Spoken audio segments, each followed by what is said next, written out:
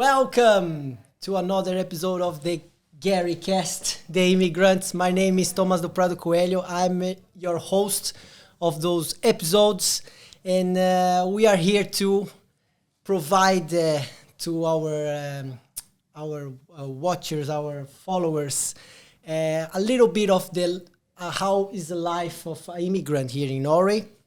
I'm from Brazil, originally from Brazil, but I'm currently living in Norway. But those episodes are not about myself, are not about my life personally, but it's always about our guest's life, and that's why you are here. Benvenuto, welcome, Alessandro Obrigado. Di Mattia. Is that correct? Yes, Yeah. Before I remember, I used to say wrongly Di Matteo, but yeah, sorry for that. Very, very welcome. You are originally from Italia. yeah. Which area are you from? Milano. Milano. So it's a second big city in Italy, right? Yes. Is that correct? Yeah. Yes, after Roma, yes, it is. And probably the heart of the commercial activity and business. Okay, so the financial. Yes. All right, I didn't know that. And the tourist, Roma is more the tourism and the capital. I think it's much more in Rome, but still, we have a good... many people likes Milan. And all the fashion scene is there as well, right? And also the football club, Yeah. The same final was there, huh? Yeah, the same final. Which team do you support? Inter. Inter. So you're very happy, huh? Yeah. Even if I'm scared. I mean, City is... I don't think you guys have many chance. we chance. Don't. But football, you never know. Yeah, we never know. It's not so... So certain the outcome we see. Yeah. It will be very exciting final. It's in a few days, yes, few weeks. 10th of June. Okay, very soon. So good luck, and I hope. I'm actually hoping for the City because for so long they are like getting almost there. I agree. But they deserve this trophy. They deserve for sure. I think it's nice to see because the Italian football was kind of forget for a while, and now they really came back. Yes, I don't know if this cover up all the financial problem and also problem that we have like growing the team, especially from the scratch, from the young academy. Yeah, we still have problem. Was a good boost of confidence. That a little bit of lucky because the draws were in our favor a little bit, but. Yes, we see in the future if Italy is coming back to the old times, the old good times. Yeah. Nice. How old are you, Alessandro? I am 28. 28. Seems younger. Yeah, you seem younger, but you probably, I think you're the youngest guest I have until now. That's the episode number 9. And most of the people I interview, they were over 30 and some of them were over 40, 50. But that's all good. Are you currently studying in the same university college as me? But you are in a higher level. You are kind of my teacher. We could say that. He's a PhD student. Correct. So that's how you ended up here, right? Yes. But before we go to that, so I was just kind of presenting a little bit you. But we're gonna approach how was your how was growing up in Milano, in this big city? What did you study for bachelor degree? Let's go for from the beginning. The beginning, okay, and then I was born in Milan, as we said, a big city, and we can talk more about later. It's different from Molde. It's a different dimension, different reality. So yes, I went through all the classical school system before I started elementary school with public sector. Then I moved to the private sector. So in high school, I went to a private school. And so, yes, I experienced, I met, I all over my life, I've been in touch with many different people from different social background, like a healthy person. I'm also like a middle and low income person. So, more or less, Milan is a frenetic city and it's really big. So you can know your neighborhood. You can have friends close to your neighbor or friends coming from far away, also from nearing cities. So yes, what it took me here is I start my university career doing engineering 1 year. Okay. But then I realized was not what I wanted to do. Was that in Milan?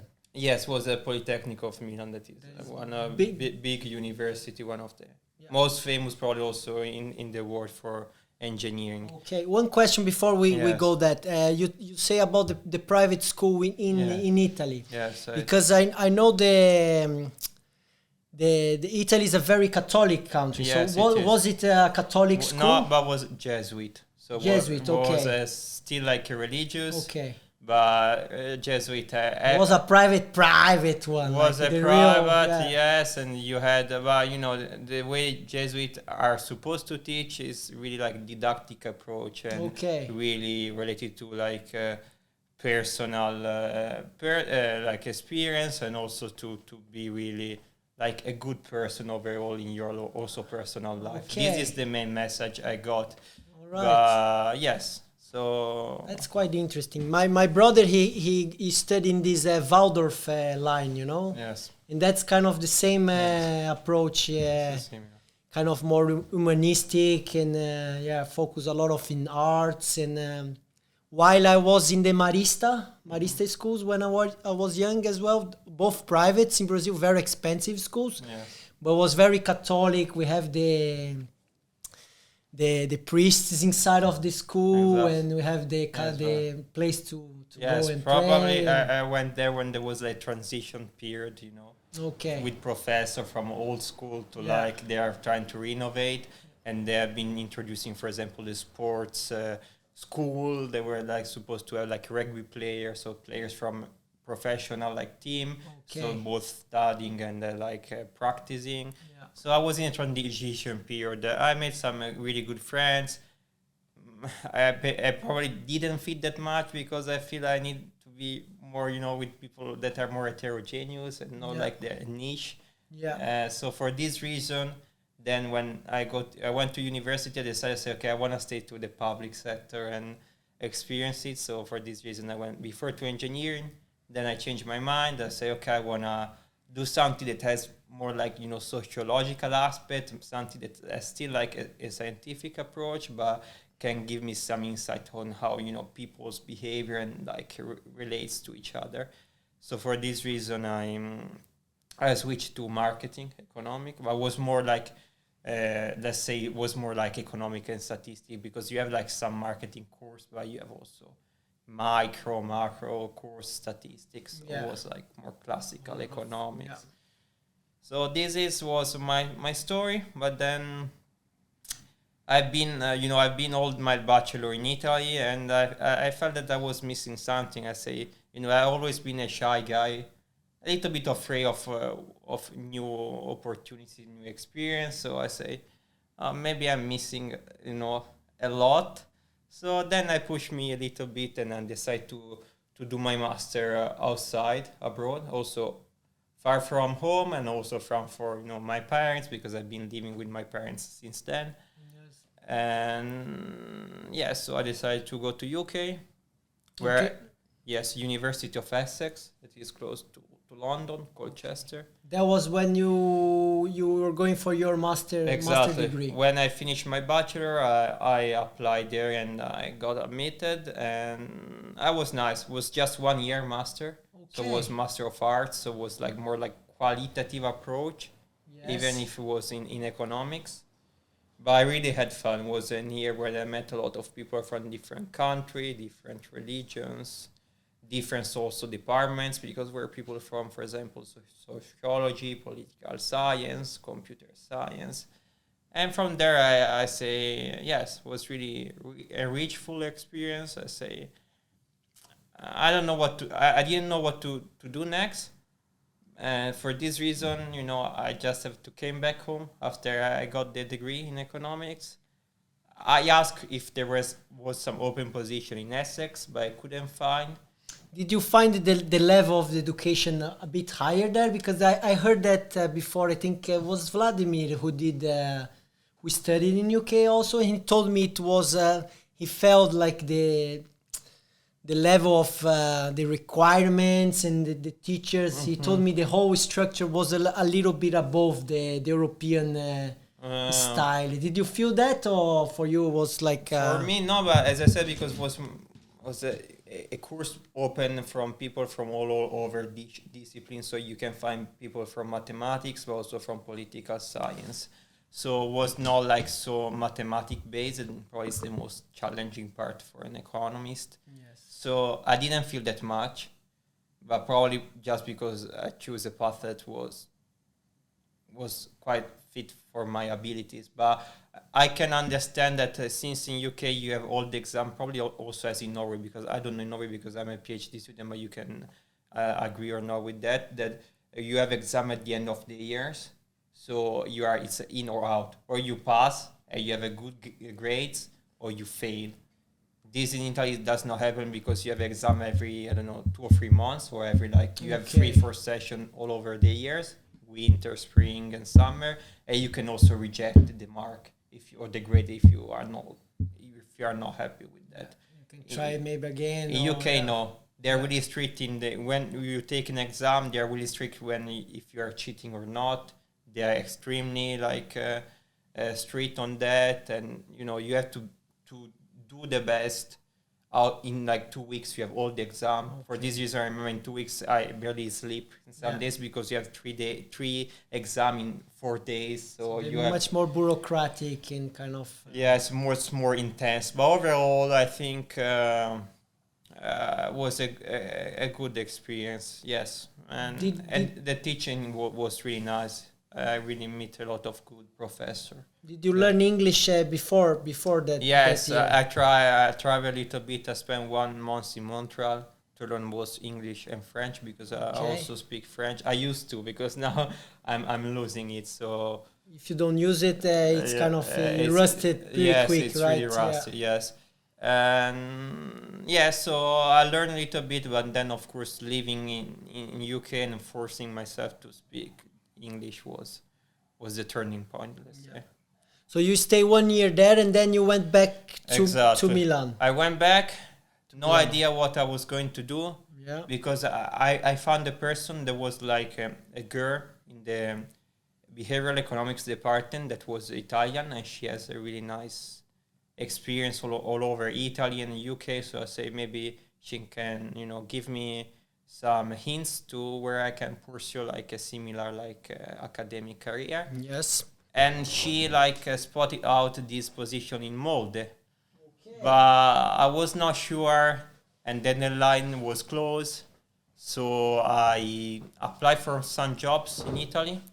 So I started a career in business consulting for a couple of months. Okay. Did you like it? No, at all. Not at all. No, it was not. Because of the duty or the company work, maybe, or both. Both. The environment was really, structure was really formal, and I don't like this kind of jobs. And basically, when you're consulting, you putting the finger in the in the open wounds. It's like you just this is maybe can improve. And yes, I didn't fit. I didn't like the way we were introducing to the tools that we were supposed to use. So I didn't see any point. I was tired every day with no purpose on what I was doing. It was really hard. So I quit the job really quickly, in 1 to 2 months. So then I say, okay. I didn't know what to do. I say the position for Molde as a PhD student reopened, probably because they didn't find any suitable candidate. Yes. And so I applied. It took a while because there was COVID, so it really it delayed my PhD off for 1 year because I had to catch up with some credits because I was missing some credits from my master, so I was studying from home to do some exam here in Molde, but remotely. And then I got. The decision was quite, you can ask why I did sports economics. Well, I did economics. I've always had passion for sports. I follow a lot of football. I play tennis, I follow tennis, but in general, I like a lot of sports. I like skiing, I like beach volleyball, many. I don't follow that much American sports like football, baseball, but I still understand them. Yeah. And so my master thesis was probably the beginning because I did my master's thesis also in sports economics. And from there, I was a little bit worried because I say, okay, this is a game, because you see it is like a game. You say, okay, you can play with sports data, you can make prediction, you can win the fantasy league, whatever. But I didn't know if it was that, the right things to do is to mix your passion with your work. So I was a little bit diffident from what I was doing. But then, these opportunities comes. Was a little bit a black box because, I didn't know my supervisor that much before coming here. Is it him, Alex Krumer? Yes, yeah. It's Alex Krumer. And I knew Molde just from the football club. I follow a lot of football, so I knew Molde a little bit, especially because in these years, Holland was playing there, so it was quite famous. But apart from that, I never heard that much about Norway. But I say, okay, let's try. Even if it was a little bit unresponsible, I did it. Nah, I wouldn't say no. To keep studying it. I think is always especially here because in Norway they invest a lot on you. I mean, you are paid for studying, and that's very nice. This is really nice. Yeah. And yes, so this is why I ended up here. This so during this time of COVID, and you were in Milano. Yes, I was closing my room with my computer. That's a bit unfortunate because here I was here the whole time in COVID, and here was very chill compared to when every big city. I came here February 2021. It was in the mid of the first wave of pandemic, and you couldn't see people wearing a mask. I've never seen here it was no stress, and like of course the clubs and some things was very restricted or not even opening, but the outdoor life, it was completely free. You could go to the mountain every day you wanted, and cases were going high or low, of course they were focused on the alcohol gel and those kind of things as every place, but masks, and it didn't get here but still I don't think it's a big deal. So maybe the concert started, I hope it will not be a problem for the audio, we'll see. There is a big concert going on in the city center, and our studio here, the studio we use it's pretty close to the center of Molde, so I hope it's not a big deal. All right, and then since you're here in Molde, what's your feeling for the city, and do you like it? That out of 10, like which score would give you for the city itself, and maybe for your lifestyle? And the score evolved because settling in that thing was really hard, especially because I came in winter and it was really cold and it was really dark. It took me a lot of time, especially because at the beginning it was not easy to socialize, to meet different people. But right now I'm really happy, it's a small city, but it's really beautiful. You have both like a lot of services and facilities are really good. At the same time, you can enjoy nature despite the weather, let's say, as in Norway they do, even if it's bad weather. But it's really, it's calm. It's not as is in Italy, especially in Milan, where it's everywhere is crowded, it's busy. You feel the stress, It's a dynamic city, Milan, but you feel that you have always to rush. Here, everything is like at your hands, especially if you have a car. You can reach every place in the city in 10 minutes. So yes, I really like, also the working balance here. So it's nice. Really good. Do you see yourself like living forever here, or forever? I think it's maybe a too harsh word, but like longer, like for like a decade, or do you see after concluding your PhD? Yes, there's many factors that I have to take into account. First, what's next in my life, if I want to pursue an academic career. So I'm really open, I'm not thinking in a function of the place. but thinking in a function of what I want to do and who I want to be with. For example, now I have a relationship with my girlfriend that she is in Italy. So we'll see. Two years are not like it's quite a short time if you think about it. So right now I would not mind to stay in Norway, maybe for a little bit more. But if it's open up in opportunities in other, especially in Europe, is other countries that can give me a good opportunity, I can consider them, especially. But what I really appreciate about Norway is, as I said, the working balance and the ethic that there is behind work. So I don't think I will be really easy to give up on that, you know. Yeah. So I should find a place that respect that, especially. I don't think I will go back in Italy soon. Okay. If let's put it that way. Yeah.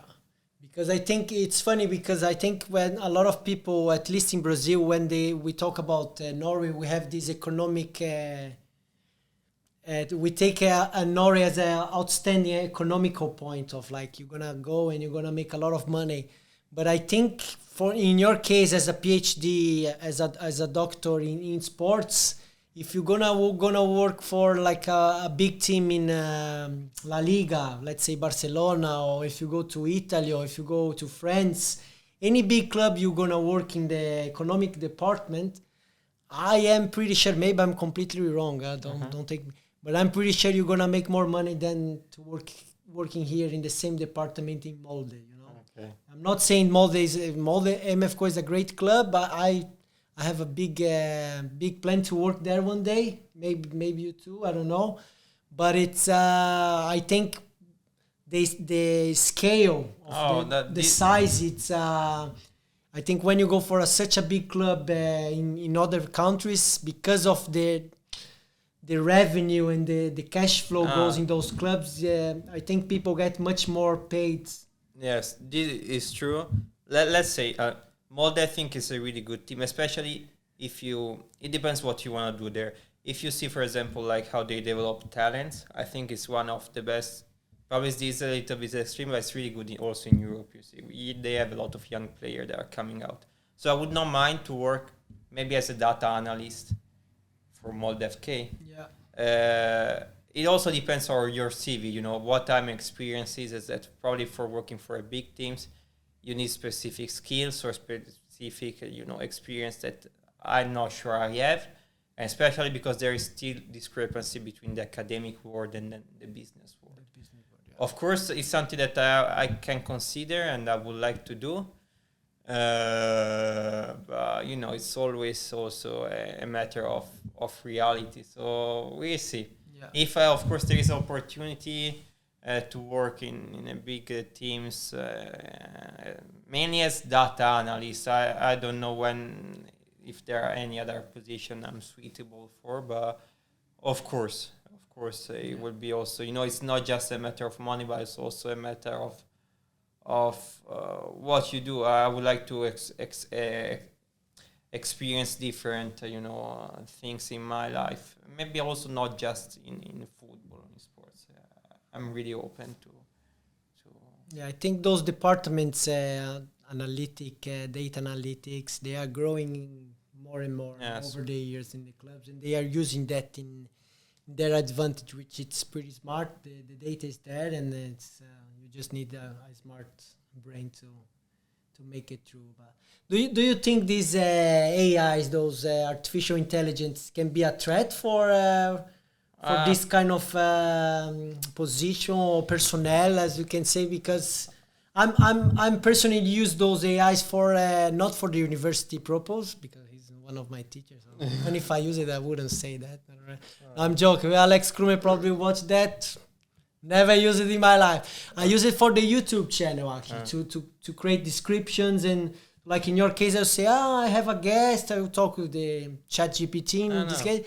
And I say, he's from Milano, so give me a short description of Milano. So, and then he'll give me like a nice 200 words about Milano. And then, it's very cool. For me, it helps me a lot right now. I agree. I mean, AI, I think the main purpose of AI is to assist people, in every service. Can be like a doctor, can be an analyst, can be also, like a salesman.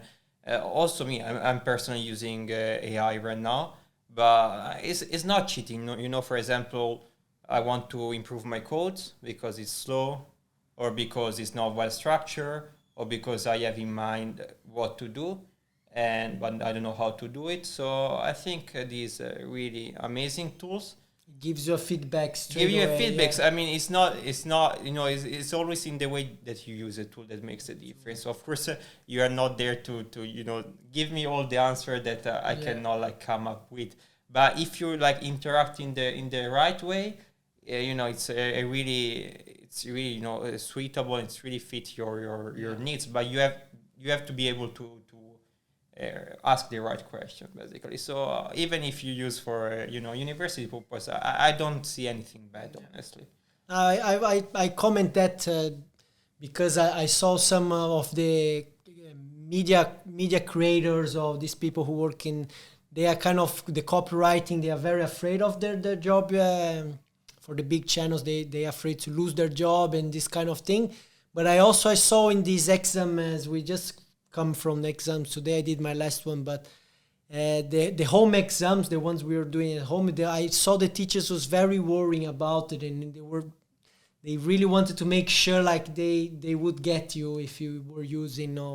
I saw that was kind of new. I know it's a new platform for people to use it, and I think in the way to assist, I think it's nice, and it might to ended up some of positions of work, but I think it will open much more than it will close. So it's really coming something to help.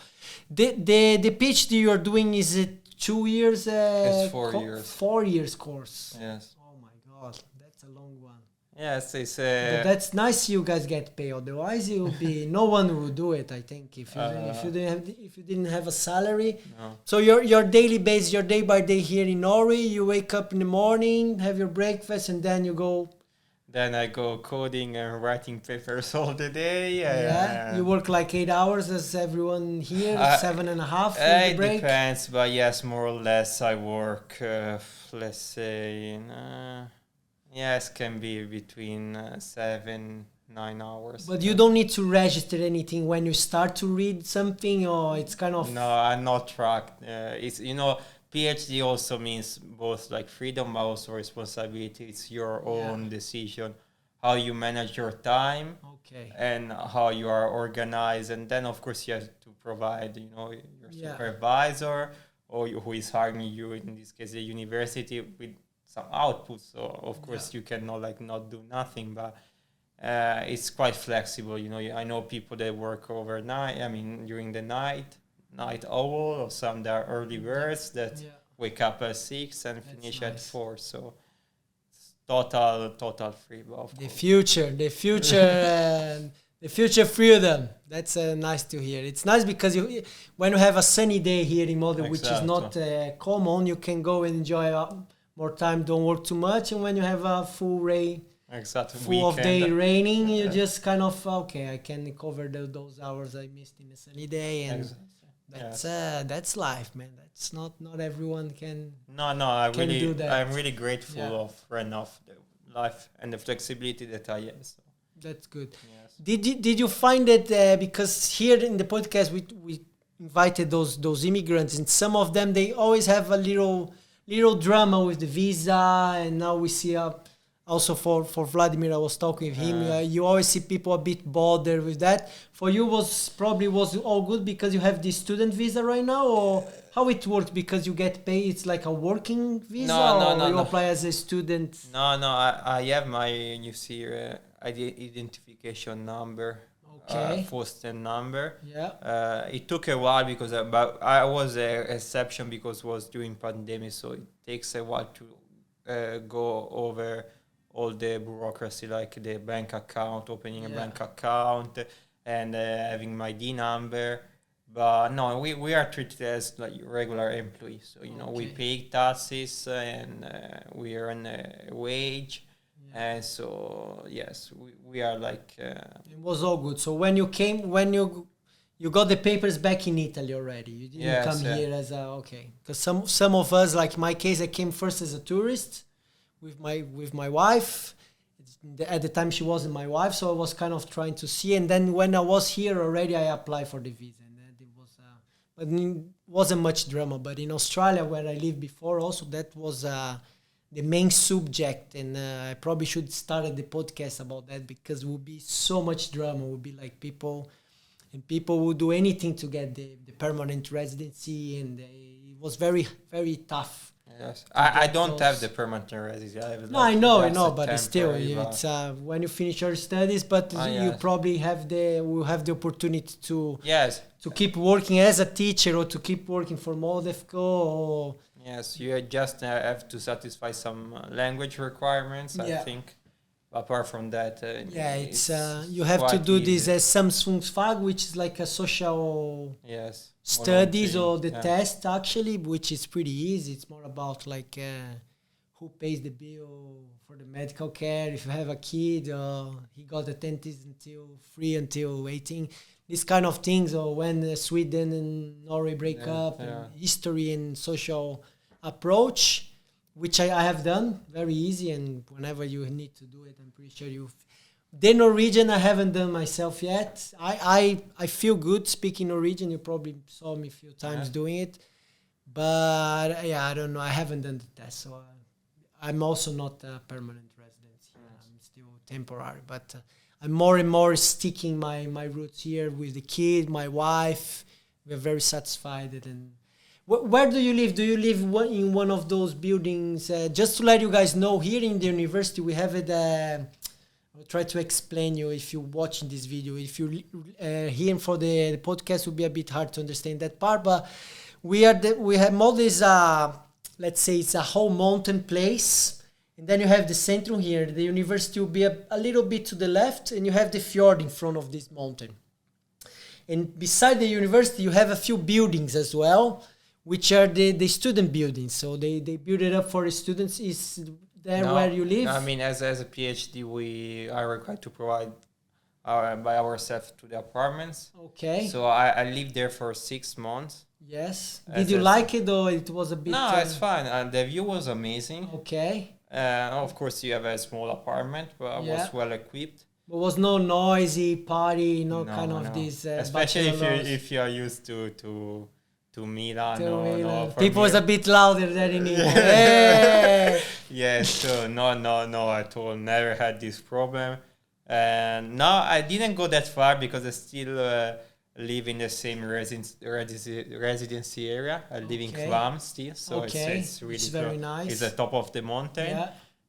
So yes, I'm still there, but I'm renting an apartment. Okay. Did they help you out with to find a nice place, or they give you some options? I mean, no. They just give me time. Say you can stay 6 months in campus, but and then you find it yourself. And then after the end of the season, at the end of the academic year, you have to look for yourself. Did you got that through Finn, or you? Yes, through Finn. So you do the deal straight with the owner. Yes, exactly. They live close by you, or they are? Yes, they live next door. Okay, next door. Very nice. That's something I'm planning to do in the future, to maybe buy a bigger house, and then I can I rent think it. in Norway they do a lot. Yeah, it's very good, and because basically if you have it 2 apartments in one house, the rent you get for one apartment pays the whole mortgage for the house. So it's a free living, let's say. It's a very good deal. I don't do that at the moment, but it's okay. Okay, we talk about... so what do you do in your free time here? You already approached that a little bit, but I want to know more. Yes. Because now you got already 2 winter seasons and 1 summer season. Yes. And now you're going for the second summer season. It's good that you separate, because winter and summer here are completely they are very different. strict. So the last summer wasn't a very good one, to be honest. I was not here, fortunately. I left when the good weather was already. Yeah, because I can tell you, I think I got 4 or 5 summers, four summers already, and the last one was so bad. My God, that was a terrible summer. So I really hope this summer we'll make it up for us. So. I think we deserve it. So what do you do in your free time in winter and summer? In winter, I like skiing. I mean, I'm not like as good as Norwegian are, Okay. but still. When you say skiing, is the cross country? No, Alpine. I always done Alpine. Okay. And I almost never try cross country because I find it a little bit boring. But still, little bit. He's being too gentle. Oh my God! I'm more. It's like running, you know. I think I'm really into sports and I hate running. And the cross country is like running, but with the skis. Exactly. For me, yes, I mean, you have to be in the Norwegian philosophy, so enjoying the fact that you are staying in a good place with a good view, drinking a hot coffee and chocolate, but still I didn't experience that. I'm more like, stick to my old habits of alpine skiing, where you just go down and you like the speed. And yes, here in Molde, I think it's really, we have not many options. There are a few slopes, but it's still really nice because you can see from when you're skiing, you can see the fjord. I don't think in many places in the world you can at the same time see the seaside and skiing. Yeah. So it's amazing. So you go often in Tusten? I go in Tusten, and I've been to also close to Oslo, to Oppdal or to Hafjell, the most famous. Yes. You've been alone in those places, or you went with the family? I went with my father one time and other alone. Okay. Is it? I heard it's quite cheap. I don't know, because I'm doing a lot of snow sports since I'm here, but I always have done here. I remember I did once in Chile. I don't remember how much I pay. But do you find it cheap? Because I heard that before, Norway, the tickets, if you compare to the Alps, the French Alps, or the... Yes, they are getting really expensive in the Dolomites, the Alps. And so I don't see much difference, or even probably, can be a little bit cheaper here, but more or less I think it's the same. Okay. Then now, of course, you have to account for the currency rate, because the corona is it's changing a lot. It's changing a lot. Norwegian crowns is going down, my friends. Yes, we are less rich. Not in the right time. In summertime, when people go out to the south of Europe and they need the euros, and it should be going up, and it's the opposite. But I think it will be okay. We will survive, right? Yes. And then in summertime, what do you do mostly? In summertime, I mean, I try to stay fit all over the years. Summertime is good for me because I play tennis. We have a good clay court here, so I play tennis. I do walking. Where do you play? Is it up in? Yes, it's up close to Kiwi. Yeah, exactly. In the river. Yes. I live there. Okay. My house is just up in. I should join sometime. Yeah, I'm renting 2 rackets next week, so we're gonna play together. Okay. We're gonna organize that, and let's do it. So then, do you work out in the gym? We have it in the... I used to, but since I'm an economist, I say I want to pay to have even more incentive to go to the gym. Okay, people is motivated by incentives. That's one thing our teachers say quite often. So yes. So where do you work out right now? To a pro gym. Pro gym. They're close to Molde. Exactly. Sometimes you come to swim as well. And I also come to swim. I really like Molde. It's really nice. Have you swim in the fjord? I mean, there is also a sauna. Yeah, the Nausta. The Nausta. So I went there and then I jumped into the fjord. Nice. It was quite extreme, but yes, let's say nice. Yes. This experience with the Nausta, I think they really did a good job to make that sauna. But apart from that, no, I should. But you have to have a really good weather, because otherwise the water is quite cold. I made a video in winter time going there, but it was very dark, so it's with my camera. I have to do it again with more light now, and then people will see the mountains, and it's nice to be hot, and then you have the cold. And football, you don't play? No, I never play as professional, but with friends. In Italy we play. I added you to a group, and you are welcome to join us in a friendly. We play nice. Sometimes we have the Polish ones that they are a bit more rough, but they're still nice people and still friendly. But the way they play, it's just more. They have a little bit more a bit more aggression. And nice people, and some of them play very well. What more I need to ask? And did your girlfriend come to visit you? Yes, a few times. Did she like it a lot? Yes. Is she very like stuck in Italy, or she would see like would be easier between you guys for you to go back to Italy or for she to come to Norway? Do you think that's kind of possible? Or like she's more like the mummies, the girl, the family girl, and she just started PhD as well in Italy in biology. Okay. So I think she will be bonded to Italy for at least 2 or 3 years more. Okay. Yes, she is nice. She loves her family, so she's a really traditional, little bit to some extent like girl. So she probably does not like that big changes. So, but we'll talk about it. We are trying to live year by year, and we see what comes up. So opportunities will come, and exactly depends on. That's good. But nice, you guys both are doing the PhD, and it's very cool. I don't have many friends in Brazil. They did PhD, and it's not that popular to see like doctors and people going that deep in the academic world. It's very nice. I didn't see myself doing even the master, but now I'm kind of enjoying, and we are halfway, and soon it's done. It's quick if you focus and go for it. It's is there anything you don't like here in Norway? Like something like you see and see, porca, why they do that, and this kind of something, or maybe you don't understand what they do, or like. Let's say that probably not the person who try to settle in the most, because I've always been surrounded by international students, and I live alone. I'm not sharing experience with Norwegian like girl or family, so I still find hard to understand them sometimes. The way they you have to socialize or introduce yourself, or like the way you can get close to them. They're just different. But apart from them, I think they are really respectful, and probably are also trustworthy when you get to know them. So no, I would not. You get annoyed by when you're in town, or no. Everything is there, is in place. It's just the weather sometimes, but you get used to it. It's the only thing. We cannot blame anyone.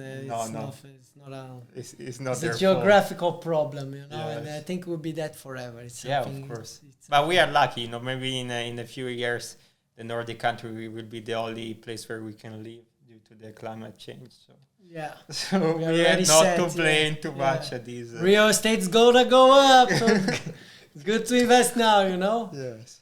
Okay. I'm trying to thinking something else I need to ask you about it if I miss it. What thing you most like it here in Norway? Like when you go back to Italy to visit your family and your girl, and you miss already kind of in those years and say, man, this thing. For sure, it's not the food. The food, because in Italy you guys have a great food culture there. Yes. I've been there once in the middle Rome and this area. What I don't miss, what I miss is the order, especially when you drive. Here, all the people keep like safe distance.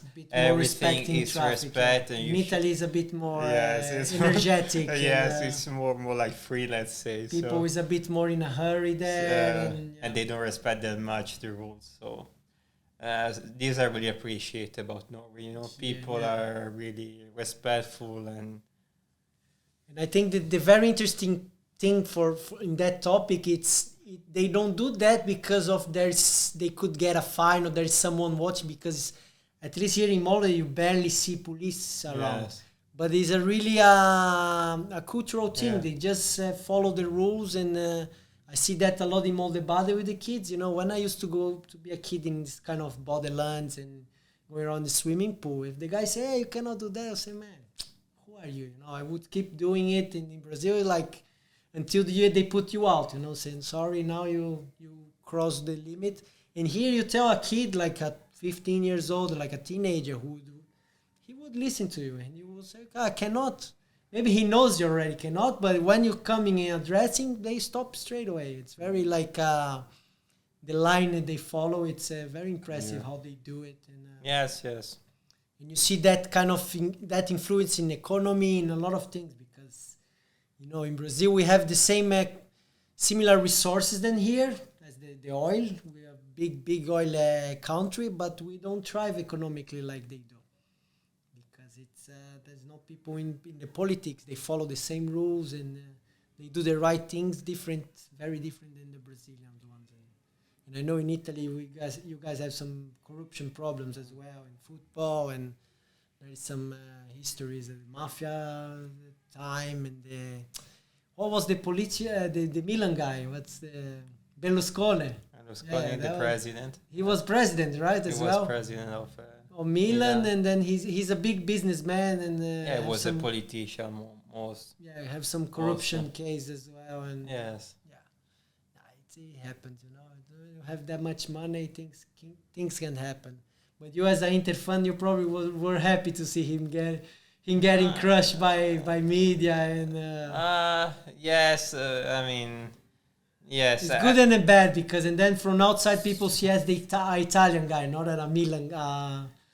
Yes, you have to also to separate the politician from the manager. I don't think Berlusconi, I would not blame his skillfulness in managing like Milan for many years. He was really skillful, but of course I can say that I don't share his political view more or less of what he has been doing for many years. But it's personal. So yes, but yes, I try to football, involves everything. Is also involved, history and politics. So, but I would just, stay on what the football pitch says most of the time.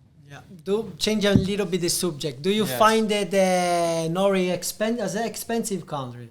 I think is a hard question for you, because you came already with in a paycheck scheme. You're already exactly. Since your first month you're already getting paid. That's very unusual for, I think, all the seven people I interviewed before.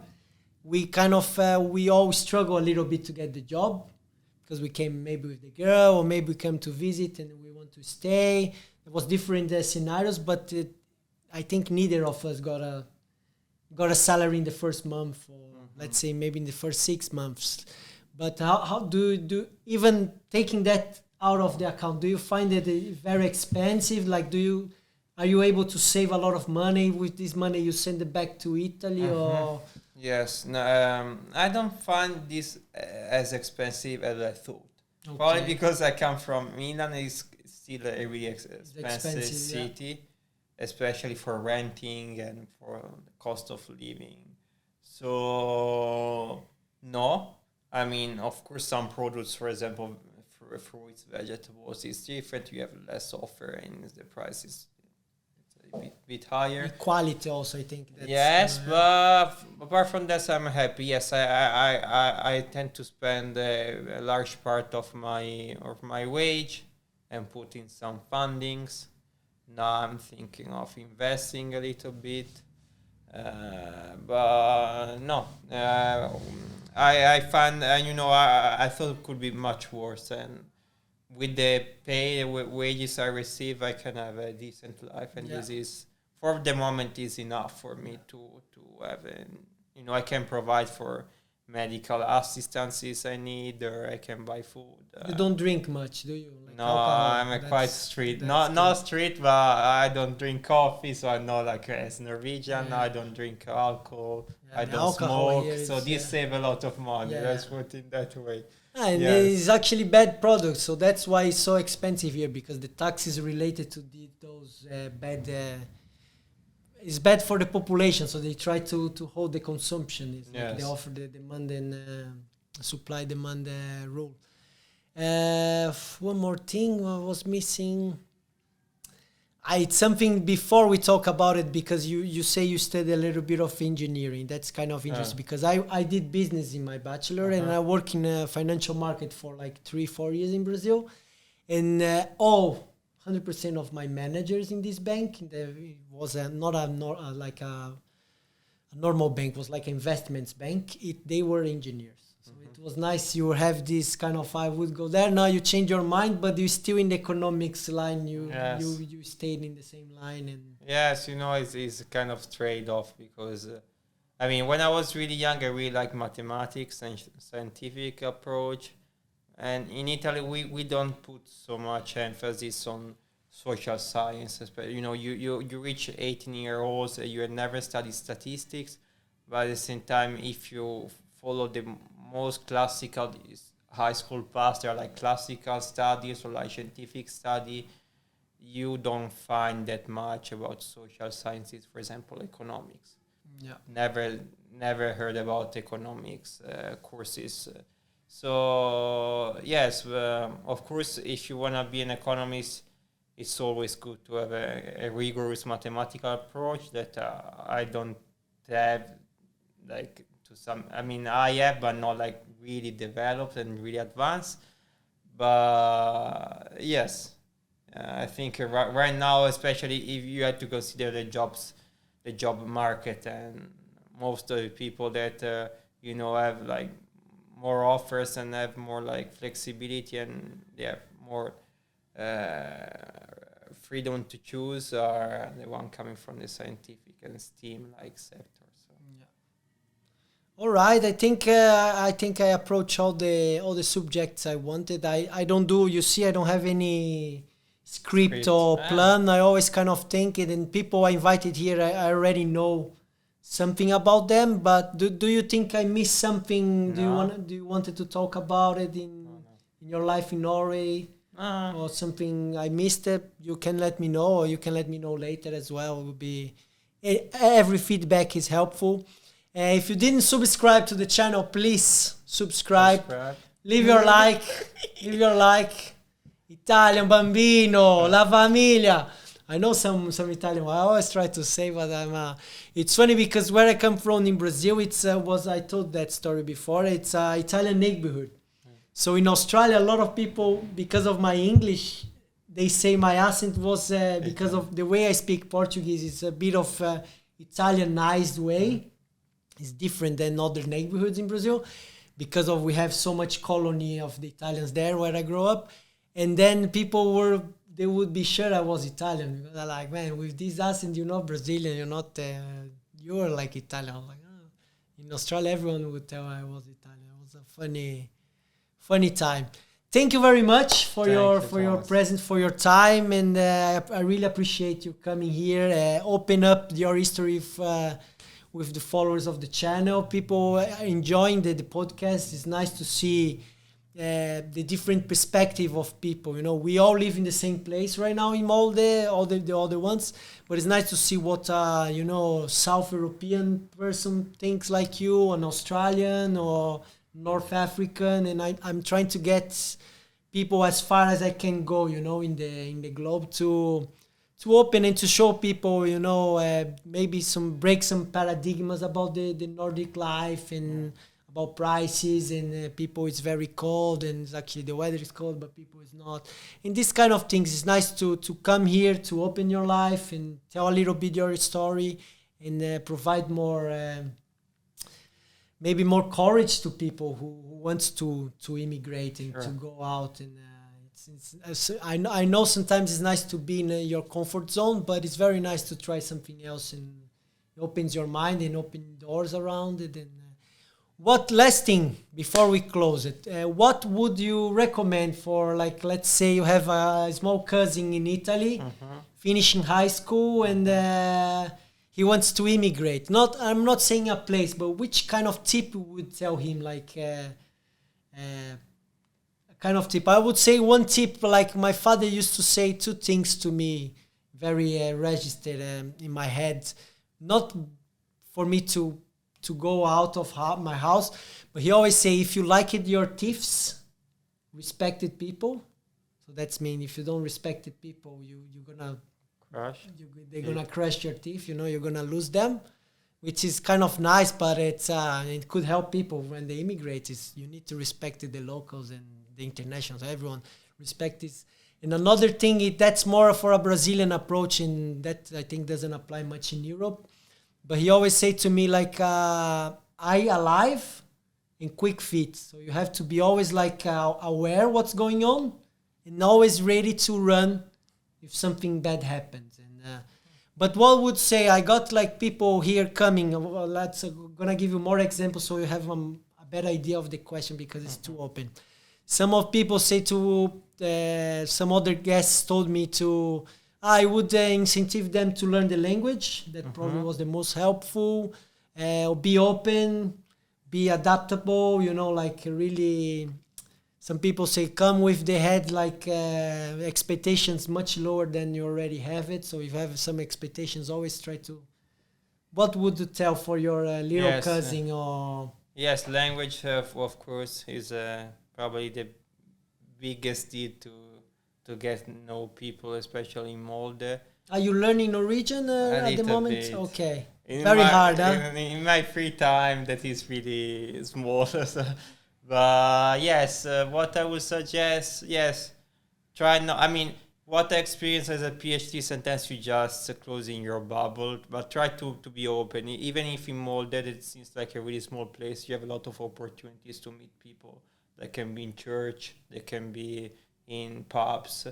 Just try to get into the culture, as you said, for respecting them, but for respecting you have to know the culture. Yeah. So just try to get into, because once you get, you can find, I think, really valuable like person and make very a lot of friendships. That's nice, because I think no one say that about the like attend events, you know. Yes, go to attend places events, and do activities, show up and make sports, come to university where there are a lot of different people. Very nice. Thank you very much. Grazie mille, bello. Grazie. That was amazing, and see you in the uni during the summer, and after that I will be there as well. You too, and thank you again for your presence, for the infos. Thank you guys for following and be with us until now, and that's it. I see you guys in another episode with another guest from somewhere else in the world. Thank you. See you. Ha det bra. Ciao. It's a ciao in Italian, right? It's funny, there's a ciao in and out when you do it. It's because in Brazil we say ciao also, but it's more like ciao is when you say goodbye. Yes, yes. When you come in. I think it was very good, man. Thank you. I'm very, very satisfied. Again, we did miss the recording as well.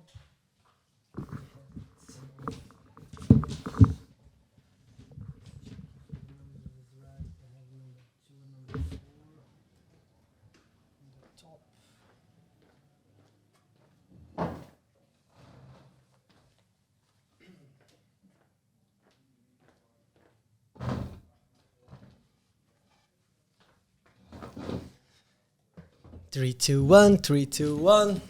Song, 1, 2, 3. Can you? Ciao. Ciao. See it just so you can hear. Ciao. No, but you don't need to talk that close. See if you're far away, sit it like the way you are, and if I can hear you. Okay. Ciao. Can you hear? Good. Yeah. Okay. As close as you can get. Right. What we can do now first, we can do like for the thumbnail. You know the thumbnail? So we can do some different poses I can get from the video. Nice. That's good. Smiling, maybe just smiling a bit more casual. There we go. And then we can start on 3, 2, 1.